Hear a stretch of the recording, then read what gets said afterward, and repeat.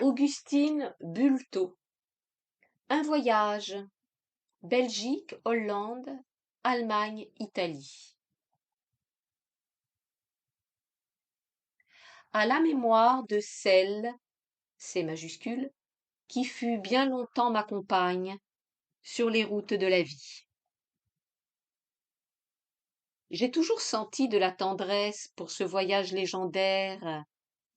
Dès son entrée à l'auberge, il est frappé par les cheveux de la servante et, saisissant un carnet, il note aussitôt que toutes les femmes du pays sont rousses. J'aime le brave garçon, comme on aime ces mythes dans lesquels on retrouve un peu de son âme, naïf, curieux, pressé, également avide de nouveautés, de certitudes. N'est-il pas sympathique? Sans doute la chose qu'il aperçoit lui cache toutes les autres, mais comme il la voit bien, sans doute il dit maintes bêtises, mais comme il s'amuse. Les vrais voyageurs, ce ne sont pas les grands artistes, habiles à choisir parmi les aspects du monde celui qui permettra l'ample développement de leurs manières, ni les penseurs qui emportent dans leur malle une idée toute construite et dont, suivant le conseil de Taine, ils cherchent la vérification au-delà des monts et des mers. Ce ne sont pas non plus les personnes qui partent pour oublier, ni celles qui voyagent par élégance spirituelle, non. Le vrai voyageur, c'est lui, le bon sot. Ne le traitez pas avec trop de mépris. D'abord, les femmes du pays sont peut-être rousses, qu'en sait-on?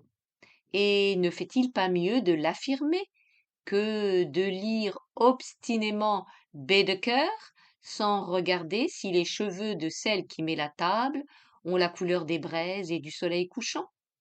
Il n'est pas malin, je l'accorde. Il est attentif, fervent, et il vit. Pourquoi serait-il tenu d'instruire les gens? Veulent-ils savoir la vérité? Qu'ils aillent eux-mêmes examiner comment les choses se passent. Le chimérique voyageur aura fait son devoir si, malgré les conclusions déraisonnables qu'il tire parfois de ce qui l'émeut, ces pauvres notes donnent à un seul l'envie de partir pour chercher le long des routes ces vastes voluptés changeantes, inconnues, et dont l'esprit humain n'a jamais su le nom. Les plaisirs pensifs, joyeux, tristes, pénétrants, enivrants du voyage. Ainsi soit-il. En Belgique. Bruges. On ne saisit pas d'abord la mélancolie illustre, mais au contraire la gaieté douce de Bruges. La vie moderne se niche avec souplesse dans les volutes du beau vieux coquillage côtelé ondulé, sculpté précieusement. Le vent marin, après avoir soulevé les hautes vagues dangereuses, éparpillé leur écume, se calme, en passant sur les foins et les feuilles. Il arrive là saturé d'arômes qui, ensemble, vivifient et apaisent.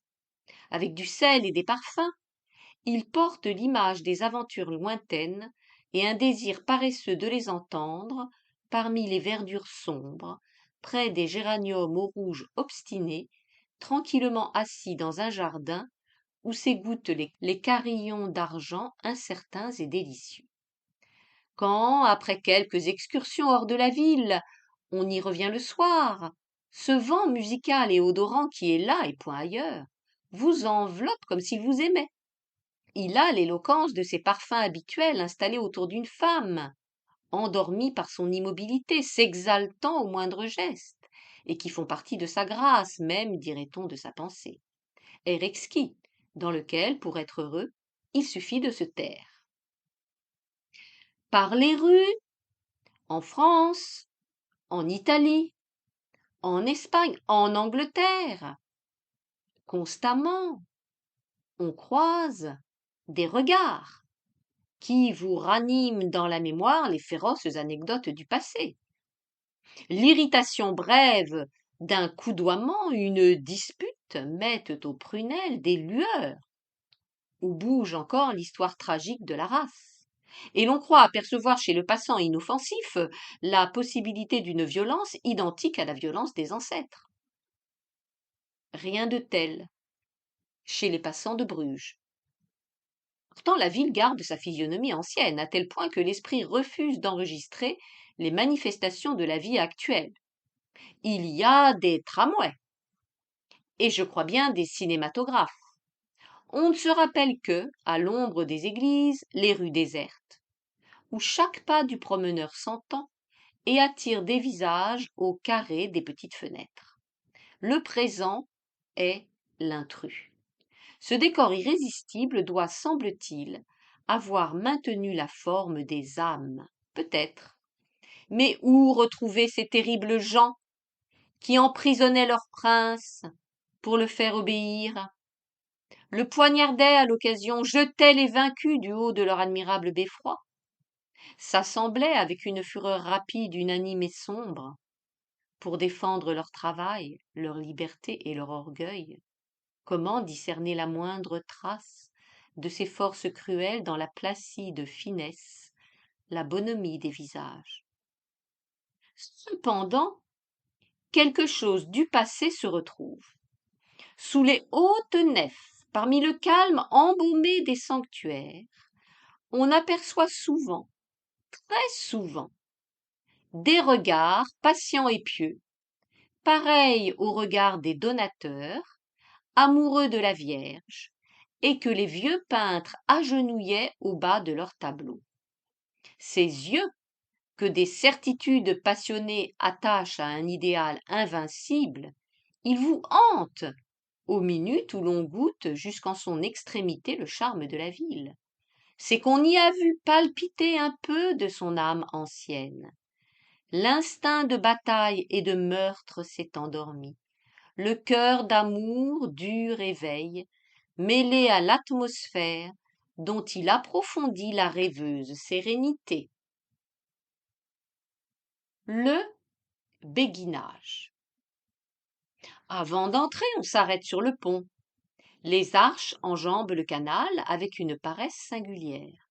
Jamais pont ne persuada mieux que rien ne presse, qu'on a bien le temps de traverser l'eau, que l'on va toujours trop vite, on s'arrête. Les cygnes glissent lentement et brisent autour d'eux les reflets. Un cygne, cela paraît toujours attendre on ne sait quoi. Ils cherchent à manger comme tout le monde. Puis ils se promènent, font la culbute, s'agitent, sans pouvoir satisfaire à leurs vaines envies, comme tout le monde encore. Mais avec cela, ils ont des préoccupations et un air à eux, un air de gaieté des choses insaisissables, d'entendre au loin des bruits que les créatures n'entendent pas, d'être en route vers des buts indicibles, et qu'en route ils oublient. Étranges animaux. Ils gardent perpétuellement une mine de rois en exil, ne sont chez eux nulle part et dans les plus vastes espaces donnent l'impression de la captivité.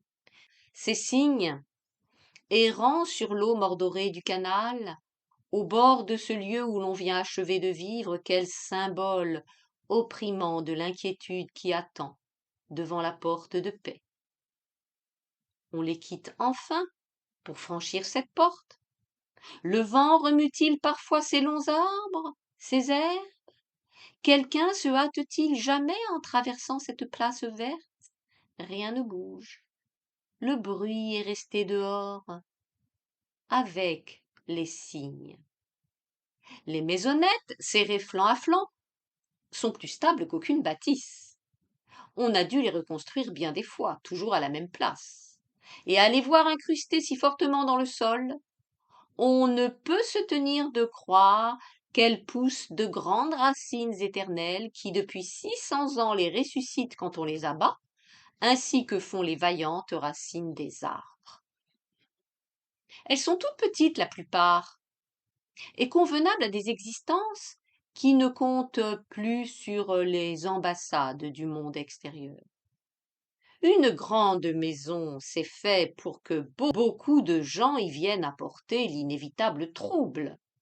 Aussi, les grandes maisons peuvent-elles nous paraître abandonnées, tristes, ennuyées, vaincues? Paisibles jamais.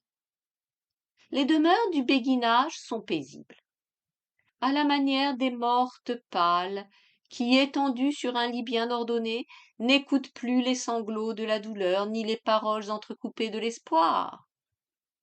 Probablement, les très vieilles dames et les moins vieilles, qui habitent là, sont-elles gaies, heureuses même? Pour qui le traverse, la tête bourdonnante de chers soucis, le cœur lourd de souvenirs, cet endroit dégage une tristesse infinie. Il faut bien offrir un acquiescement à sa leçon banale. Mais quel morose acquiescement, sans doute pour échapper au désastre, aux misères. Il suffit de se clore dans l'étroite maison, d'y faire soigneusement le ménage de son égoïsme et, à petit bruit, évitant la passion, le risque, les larges gestes dangereux, d'accomplir chaque jour une tâche mesurée. Sans doute, la sagesse n'établit pas ses retraites au centre de la mêlée. On connaissait avant de venir là ces truismes rebattus. Là, il décourage mieux qu'ailleurs. De cet asile ombreux et serein, malgré soi, on regarde les routes où, un dur soleil sur le crâne, on marchait dans la poussière, les pieds blessés. Et loin que les images de repos partout présentes soulagent, on n'est plus là, car il faudra reprendre la chaude route, et on le sent si fort, jusqu'au bout, refuser la paix, puisqu'on la goûte seulement alors que, seul et clos en sa demeure, on accepte de ne plus combattre, de ne plus vouloir, de ne plus exister. Une grosse personne vous introduit dans la gentille chapelle blanche. Les regrets et les désirs séculaires, qui rendent l'air des cathédrales troublant et si pathétique, ne se sont point exhalés ici. C'est un lieu favorable aux médiocres extases. Chaque détail du pieux mobilier insinue que tout est comme il doit être dans un monde parfait. Cette chapelle luit d'optimisme et de propreté. On ne s'y attarde guère, mais au moment de sortir, on découvre sur le mur lavé de chaux un magnifique ornement de stuc fait au temps de Louis XV. Élancé, replié, violent et contenu comme une eau rapide un moment dompté, ce motif d'une grâce ardente met, dans la correcte petite église, un accent imprévu. Il est trop vivant, trop libre. On dirait un appel de toutes les joies qui brûlent et passent. À quoi songeait l'artiste lorsqu'il modelait cet ornement? À rien sans doute. Il n'a pas su quelle ironie il fixait pour des siècles dans la gaieté de cette chapelle où les béguines vont remercier Dieu qui leur permet de vieillir sans souci. Après l'église, c'est le musée. Ustensiles anciens, portraits, meubles polis, dentelles. Quand on a tout vu, la béguine qui fait les honneurs de ces modestes trésors montre du doigt une vieille, assise devant la fenêtre, et à mi-voix, sur un ton de confidence fière, dit: Elle a 100 ans. La bonne femme est toute petite, mais non courbée ni déformée, nette, astiquée, ajustée, le châle exactement tendu aux épaules, le nœud du bonnet à tuyaux régulièrement fixé sous le menton, ses minces bandeaux si bien collés au front qu'ils semblent peints. Elle travaille. Elle a l'air respectable qui vient aux objets très soignés. Devant une table à crémaillère, elle fait de la dentelle, une fine valencienne propre à garnir les lingeries. Ses doigts bruns jouent rapides parmi les fuseaux qui s'entrechoquent doucement sur un rythme toujours le même. Elle déplace une épingle, une autre. Les fuseaux continuent de claquer tout bas. Cette musique frêle, cette petite voix de son travail, elle l'écoute depuis 80 ans, et davantage. Son espoir, sa peine, tout ce qu'elle sentit, pensa, ce grêle accompagnement qui ne cesse tant que dure le jour. Et maintenant, que lui raconte-t-il le petit clic-clac de ses fuseaux? On passe près d'elle, on touche son épaule pour attirer son attention. Elle lève vivement la tête, prend l'argent au fait, et sa main gauche continue d'aller, de venir presque entre les fuseaux. Peut-être mourrait-elle si, avant la nuit, l'obsédante musiquette s'interrompait. Le retrait de la bouche sans dents agrandit encore son grand nez comique, solidement planté. Ses rides ne sont pas les rides du tourment. Elle sourit, elle a l'air gaie, même un peu farceur. Elle sait son âge, et que c'est drôle d'avoir 100 ans, et que cela plaît aux visiteurs qu'on ait 100 ans. Son allègre visage montre qu'elle apprécie les avantages de sa position. Elle a vu mourir tant d'autres. Et la voilà. Elle vous regarde avec malice. Aurez-vous 100 ans? Vous qui lui donnez cette monnaie parce qu'elle est si vieille? Non, probablement. On dirait que les cliquetants fuseaux raillent et qu'elle aussi se moque. De quoi? De la vie? De la mort? Occupée sans répit et dans un si proche voisinage du néant, à créer la légère dentelle au destin frivole, elle dégage on ne sait quelle impression tragique, cette moqueuse centenaire. Pour sentir toute la mélancolie de Bruges, ce n'est pas assez du béguinage.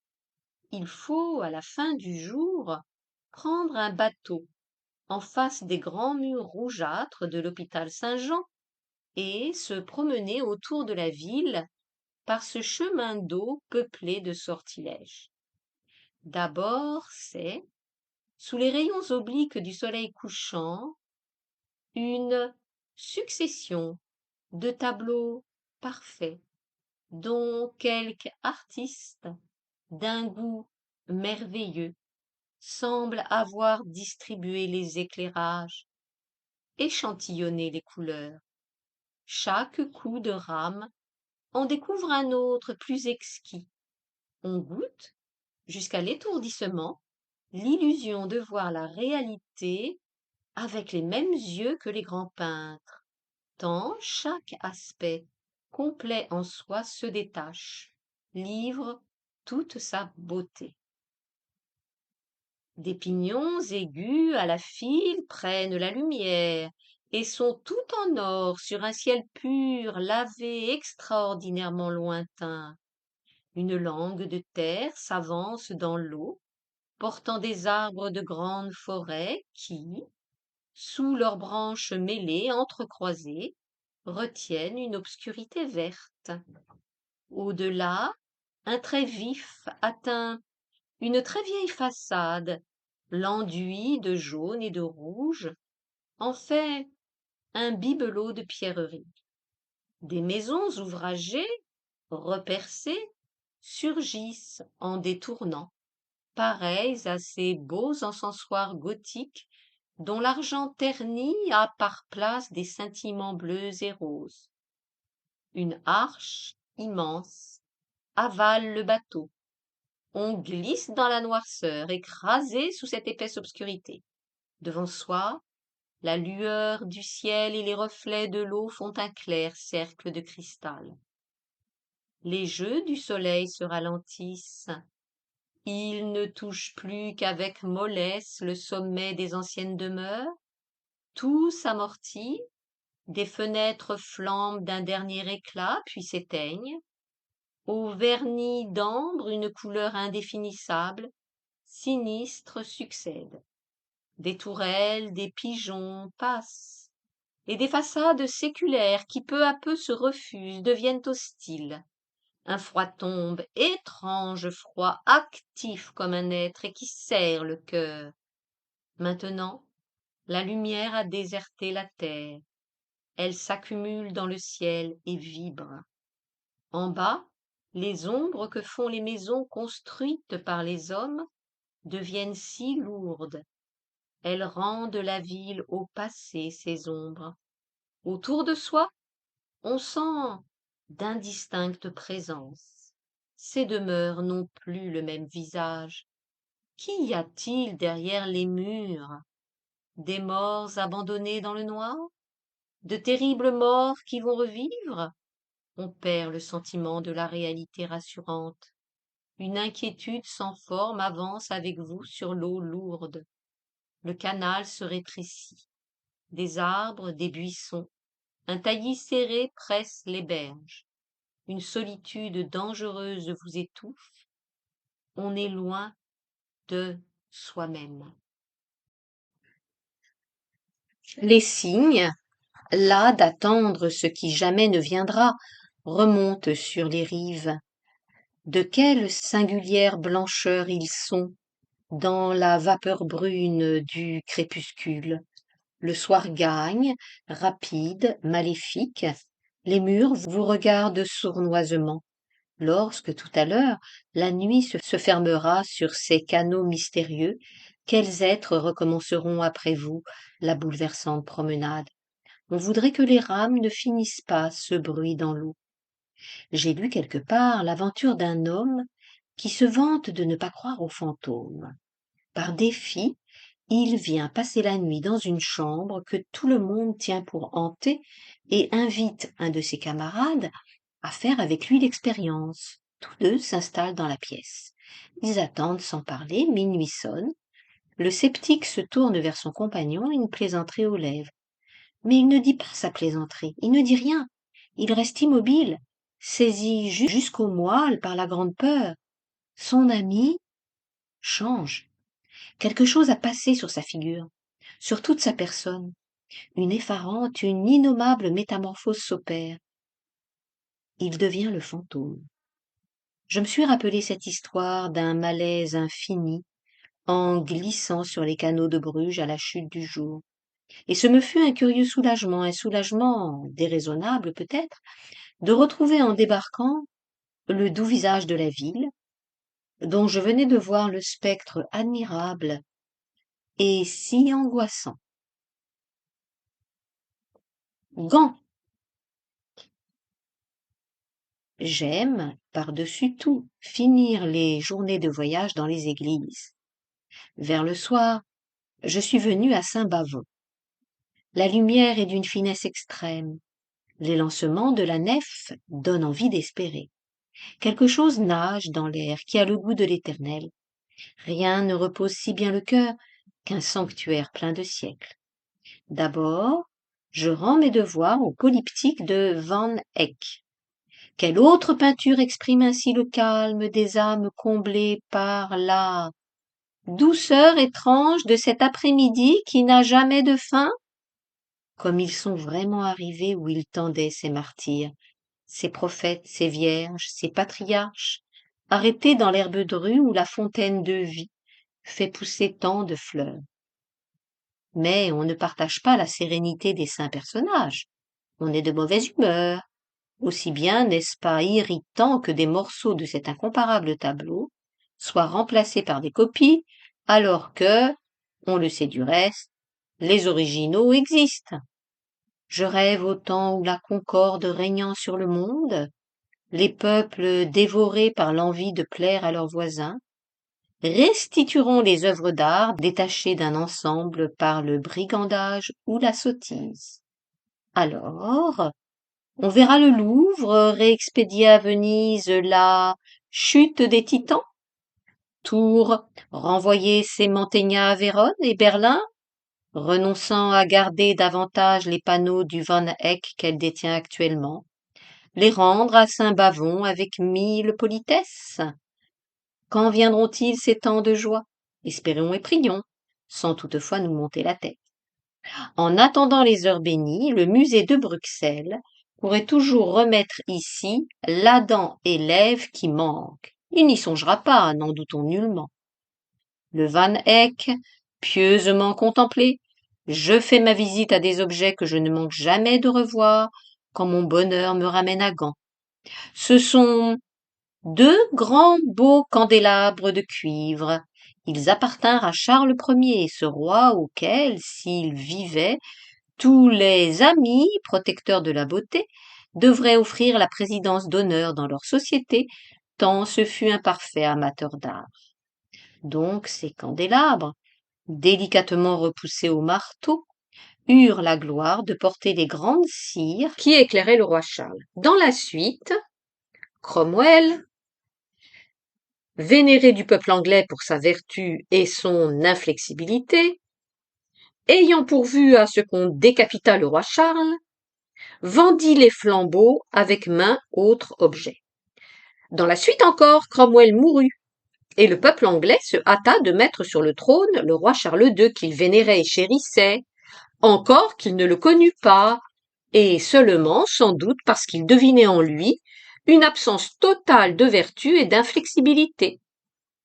L'histoire des nations est comme celle des individus, un drame, fort mêlé de burlesque. Ces candélabres rappellent cela, qu'on oublie volontiers, dans les moments où on éprouve le besoin d'être lyrique. Ils disent encore autre chose, que Cromwell fut un grand homme d'État, un bon patriote, et puis qu'il était un peu trop sûr d'avoir raison. Quand, tête à tête avec soi-même, on se persuade d'avoir raison constamment, il arrive que l'œuvre faite ne dure guère, bien qu'elle soit belle et paraisse forte. Bien placé sur les marches de l'autel AUTEL, mes candélabres, en racontant leur ironique morceau d'histoire, me semblent témoigner à leur manière contre l'esprit de géométrie, en faveur de l'esprit de souplesse. À cause de cela, je les aime. Il est tard. Je vais partir. Mais un frisson court dans l'air. L'orgue. De larges phrases défilent solennelles. Une colère gigantesque tonne et s'apaise en pitié. L'église est devenue mieux visible. On dirait que l'orgue l'explique en se répandant. L'immense voix a des sonorités qui se creusent comme la voûte, d'autres sourdes comme les cryptes où les morts sommeillent. Il en est de pareil aux frêles colonnettes qui montent, pressées d'atteindre la lumière. En certaines notes, l'or des ostensoirs frémit. Certaines dispersent la fumée des encens. Cet orgue est tour à tour le gémissement de la créature tachée, vaincue, implorante, prostrée à l'ombre du pilier, et la parole divine, que l'on entend de plus près au silence des chapelles. Il livre le sens intérieur des gestes rituels et des pompes, suspend les draperies pour les funérailles, mène le peuple en joyeuse procession, il décrit les masses qui s'écoulent vers le porche et le cœur en extase. Quand l'homme a voulu par ses actes et ses paroles prouver qu'il aimait Dieu, il s'est trompé 1000 fois, grossièrement, cruellement. Les deux parfaites expressions d'amour qu'il ait trouvées, mais elles sont parfaites, c'est la cathédrale gothique et l'orgue. Sublime commentaire de la cathédrale mystérieuse. En Hollande. La frontière à peine passée, le paysage change. Qu'il n'y ait pas un peu de Belgique au bord de la Hollande, cela me cause à chaque voyage le même sot étonnement et la même satisfaction. Ressentir le différent, c'est le meilleur de nos plaisirs spirituels.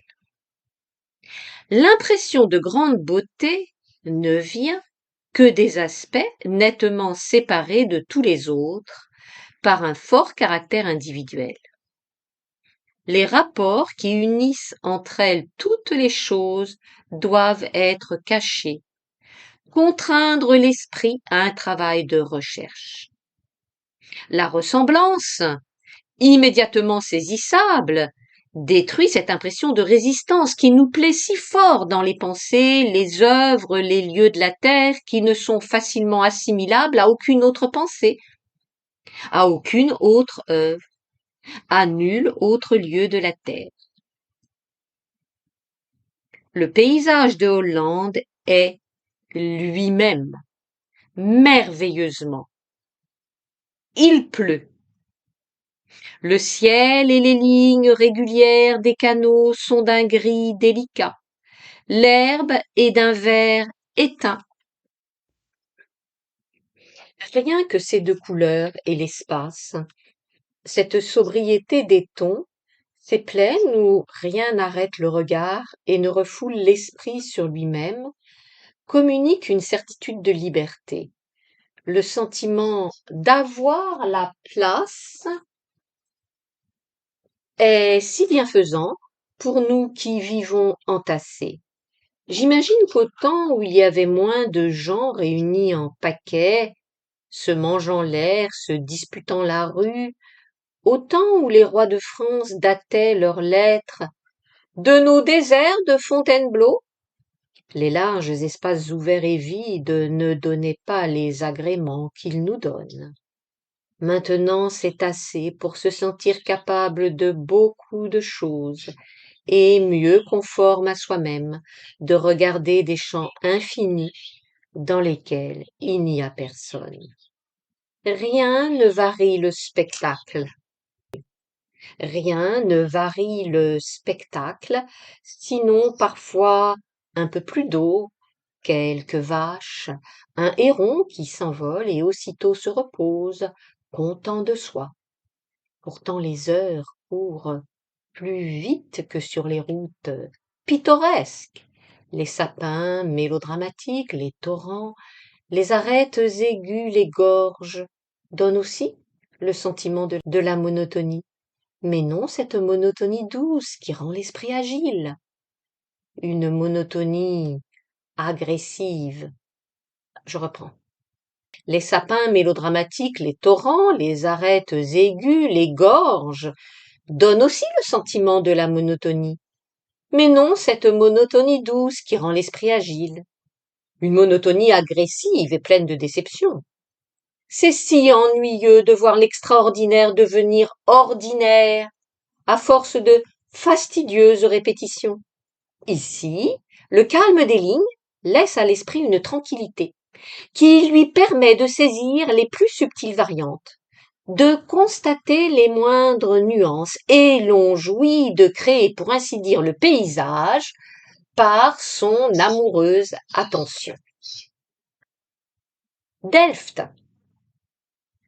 Dans la petite maison où fut tué Guillaume le Taciturne, je pense à l'Escurial de Philippe II. C'est émouvant de rapprocher le monastère, couleur d'or, enveloppé par son royal paysage, défendu par la plus altière solitude, et cette demeure modeste et grave, posée au bord du canal, accessible à chacun. Qu'ils se sont bien haïs ces deux hommes, le catholique acharné, le protestant dont l'âme close fut si forte, et qu'ils sont représentatifs des idées pour lesquelles ils ont farouchement lutté. Le Taciturne voulait chasser l'Espagnol. Sans doute, mais bien plus encore, il voulait chasser la religion de l'Espagnol. Une religion, ce n'est pas seulement une certaine façon d'adorer Dieu, c'est une certaine manière de concevoir l'idée de puissance. L'instinct de domination et l'instinct de liberté, qui portèrent un moment les noms de Philippe II, roi d'Espagne, et de Guillaume, prince d'Orange, n'ont pas fini leur contestation.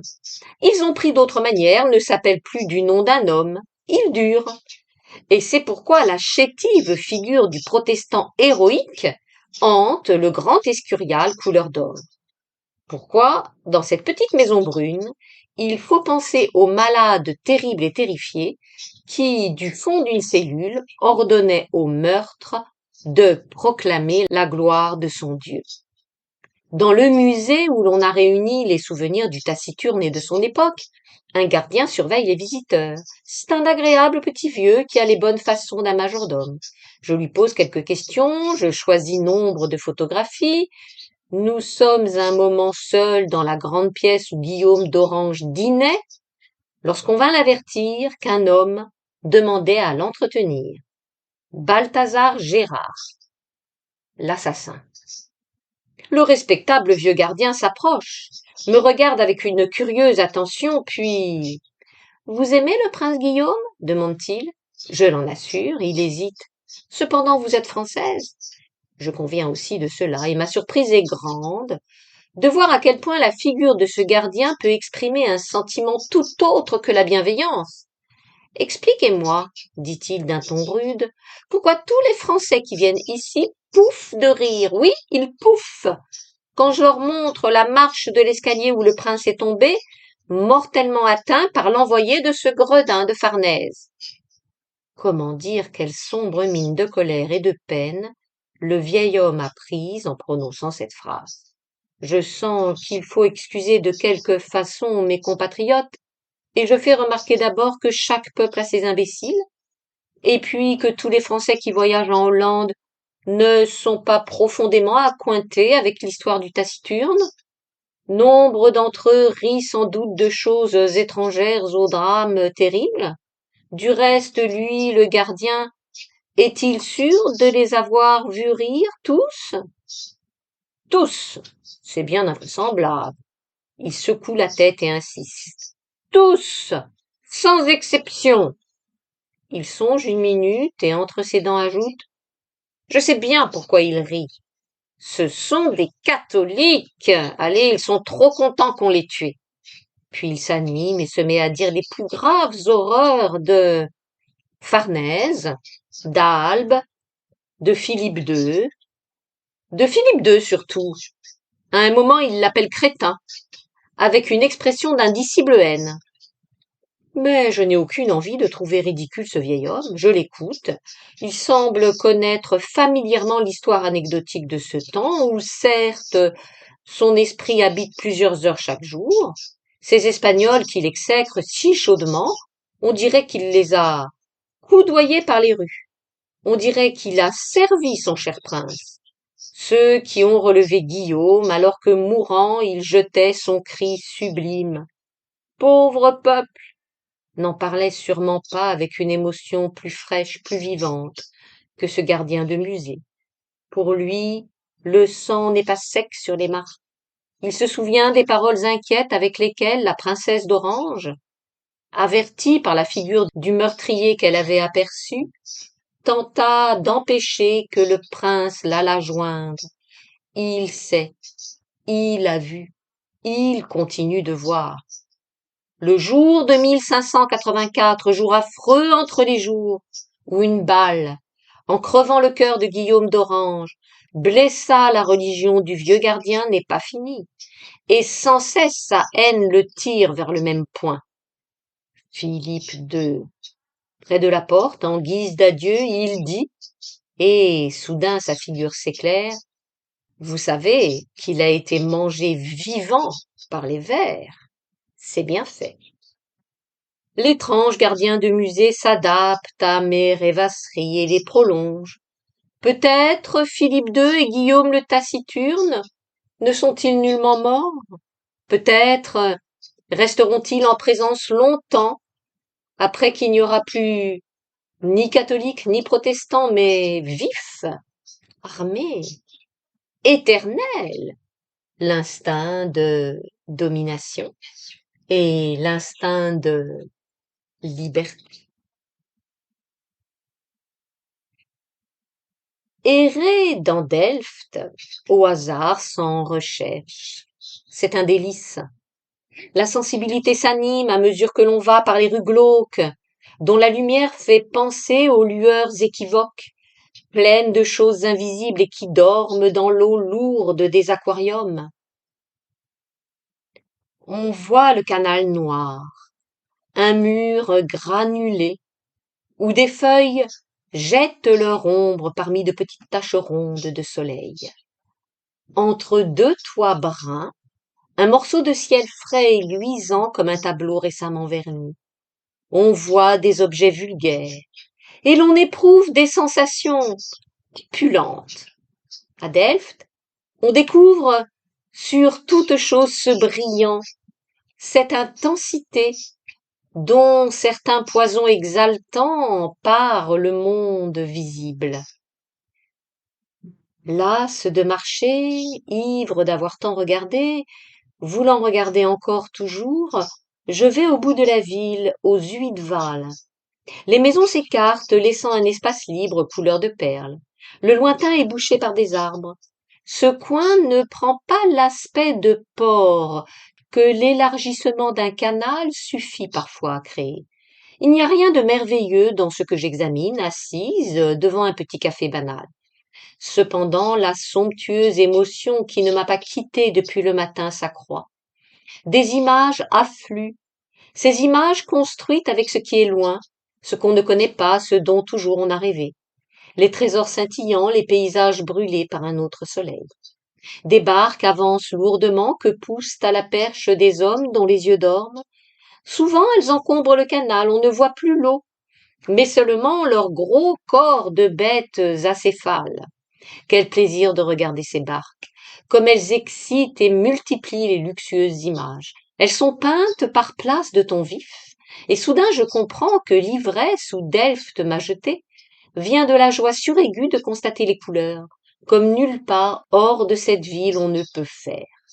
Les couleurs ont partout en Hollande une extraordinaire puissance, mais c'est ici qu'il faut apprendre à les voir. Leur action est si vive qu'il est impossible de ne pas grouper autour d'elles les plus fortes sensations qu'on ait reçues de toutes les couleurs regardées, et à leur suite, la masse des rêveries qu'elles suggéraient. L'énergie de l'impression réveille les cellules, attaque la mémoire, ébranle l'imagination, qui va en hâte à la recherche des analogies et, pour justifier et accroître sa griserie, fait appel à tous les sens.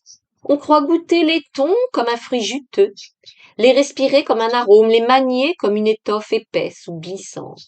Ils deviennent une fanfare dans le matin, le cri d'un oiseau, et très vite, ce bonheur d'éprouver si fortement les grisantes colorations rejoint le souvenir de toutes les joies fournies par les matières précieuses qui ont créé en nous la représentation des terres de lumière.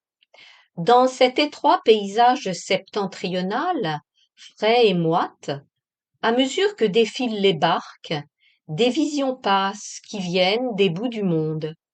Ces goudrons épais sur les coques ont une beauté analogue à celle des lacs noirs de la Chine raffinée et secret. La Chine cérémonieuse, où l'on fume l'opium des rêveries sans parole.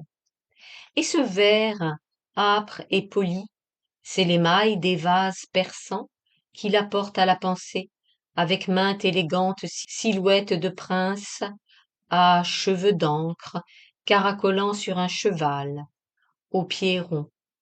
Ce rouge qui donne soif et qu'on voudrait toucher est si pareil au couvercle impondérable d'une boîte japonaise qu'il vous emmène vers le papillon de thé où, à la pointe du pinceau, un poète vêtu de soie écrit des vers concentrés sur le passage des oiseaux d'automne. Et ce violet, au tablier de la femme qui charge ses paniers de légumes sur le bateau prêt à partir, n'est pas moins émouvant que le violet funèbre et délicat des crêpes où se convulsent les dragons d'or. Ce jaune, c'est l'Inde éblouie de soleil, ces blancs ont le mystère déjà de somnolents. D'où vient aux couleurs de Hollande cette éloquence? De la brume, de l'eau, des formes habituelles aux nuages? Qu'importe. Elles sont maîtresses de nos joies, les commandent, et mettent en nous l'âme des anciens aventuriers qui partaient à la conquête des gemmes, des étoffes, des parfums, des graines et des feuilles où dort l'esprit de vie. Laissant immobile et paresseux le corps qu'elle oublie, portée par les couleurs magiciennes, elle s'en va, l'âme aventureuse, autour du monde. Il est une de ces couleurs, pourtant, qui, au lieu d'entraîner vers les climats ardents, vous ramène et vous fixe despotiquement au pays des brumes soyeuses et des rayons ambrés. C'est le bleu. Chaque fois en Hollande que le regard rencontre du bleu, on éprouve un plaisir substantiel et analogue à celui d'arriver où on allait, de trouver ce qu'on cherchait, de réussir, de comprendre. Peu à peu, on se rappelle que dans les occasions où l'on a cru mieux sentir l'intimité du pays, saisir les motifs de bonheur qu'ont ses habitants, il y avait là du bleu sur quelque objet. D'ailleurs, c'est un ton froid, hostile, perfide, qui excelle à désorganiser les tons voisins. Pas en Hollande. Lorsqu'on a reconnu enfin sa puissance au souvenir des maisons bleues, des arbres peints en bleu, et des faïences si démonstratives, le souvenir des tableaux s'ajoute, et l'on aperçoit quel rôle joue dans l'œuvre de tant de peintres admirables ce bleu qu'ils ont si singulièrement aimé. Ce sont les bleus de Frans Hals, décomposés par la lumière, brisés de reflets, pareils à ces places émues de la nacre, où le bleu jette un éclair vif, puis aussitôt devient vert. C'est elle, l'impérieuse couleur qui communique une telle fierté à certaines peintures de l'immense artiste. Voyez l'homme jaune, cambré, railleur, au musée de Haarlem. Si l'on cache un moment le bleu provoquant de son écharpe, tout l'orgueil du tableau s'évapore. L'étoile, où Hals a mis ses rouges les plus énergiques, n'ont pas ce caractère dominateur, ni cet accent de joie, la joie qui donne envie de se battre. Et, quand il oppose à la couleur miraculeuse l'orange même, si expansif, c'est elle encore qui régit tout. Elle commande l'harmonie générale jusque sur cette plume de chapeau à demi trempée d'ombre et dont les brins prennent un peu de lumière à leur extrémité et apportent au nerf le même frémissement qu'un trait de violon montant vertigineux. Ailleurs, chez de bien moindres artistes, le bleu garde, à travers toutes les différences d'exécution et de vision, le même caractère significatif, particulier, reconnaissable. Derrière le signe d'Asseline, si beau de colère héroïque et qui symbolise Jean de Witt défendant la Hollande, il apparaît dans un ciel couleur de glacier. Et tout le courage qu'exprime le tableau est dans ce coin de ciel froid. C'est le bleu encore qui se charge d'animer la femme au négrillon de Netscher. La ceinture de la dame, la veste du petit bonhomme noir, une fleur. C'est le bleu perçant de l'allumette qui bouillonne au moment de flamber. Et grâce à lui, nous sentons l'opulence de la Hollande, où les vaisseaux apportent l'or et les épices. Dans les portraits de Maes, comme il est évident, dur, il refuse l'influence des tons environnants, il résiste, il agace l'œil, on ne peut s'en détacher. Comment sont les visages des femmes que peignait Maes? On ne s'en soucie guère, lui non plus peut-être ne s'en souciait pas. Son affaire et la nôtre, ce sont ces écharpes, tourmentées de plis, si amusantes à peindre avec soin, si terriblement bleues. Elles racontent le goût vif du peintre, chose plus importante bien plus que la figure du modèle. Et puis aussi le beau monsieur à cheval de Thomas de Keyser. Vous ne songiez pas en regardant sa figure qu'il fût un si important personnage, mais votre attention et saisit par le nœud de ses manches le velours de la selle. Le bleu triomphant agit. Ces 3 petites touches ont déterminé la noblesse et l'élégance. S'il est somptueux, ce cavalier, c'est à cause de ces taches de couleur qui tiennent si peu de place dans la toile immense. Et ce tableautin de Gérard Doux, le jeune homme à sa fenêtre, léché, ciré, comme il serait indifférent. Mais voici, pendant, hors de cette fenêtre, un grand rideau bleu. Le bonheur de peindre est si visible sur ce rideau. Quel agrément de donner à la chère couleur toute son importance, de proclamer qu'on la préfère à toutes les autres et qu'elle peut tout. En effet, elle a pu rendre la figure trop bien lissée du jeune homme, délicate comme un bijou, et précieux le fade mur gris. Elle a donné un mystère amoureux au banal tableautin. Et voici Van der Helst, avec son bleu de porcelaine froid, luisant, mince, craquant, antipathique, mais irrésistible, on le subit, il s'impose avec la force des choses chèrement aimées, qu'on essaie de regarder l'un après l'autre ces membres de la compagnie que commande le capitaine Rapphorst. À chaque minute, les yeux sont ramenés au centre du tableau, où se tient l'excellent capitaine avec sa grande bannière bleue. On est contraint de mêler ce bleu à tous les autres tons, d'y revenir, de le consulter, de l'entendre, de lui céder, il dispose de vous. Dans la Jeune malade, l'œuvre la plus délicate de Steen, ce subtil peintre de scènes grossières, le bleu intervient, encore, pour accentuer le charme de la jolie dame. Il est posé discrètement sur la pantoufle qui s'avance avec mollesse et communique une élégance adorable à toute la languide personne. Du bleu encore à l'étroit ruban qui attache la manche sur le bras frais et nu.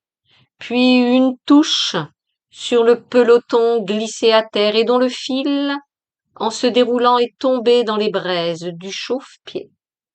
On voit à peine d'abord le mince fil de soie et pourtant il achève la grâce du tableau. Ces légères notes de bleu ont l'émouvante force d'une tendresse secrète. Enfin, il y a le bleu des prestiges suprêmes, le bleu de Vermeer, le bleu acide, dur, fin et fébrile, dont il ne peut se passer, qui fait palpiter les blancs, et tire du jaune un éclat si troublant, ce bleu qu'il a vu et que nul ne devait plus voir après lui. Cette couleur qui mieux que toutes les autres contient et exprime l'âme du pays où les couleurs sont fées, le bleu de Vermeer, le bleu de Hollande.